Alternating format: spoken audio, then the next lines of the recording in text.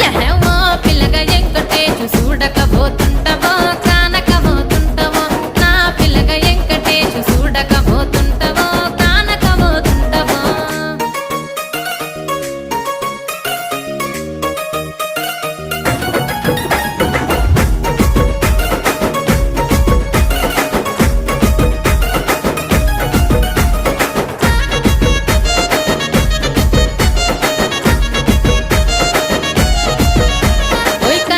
కాటుక వెడితే కన్యాకుమారిని నా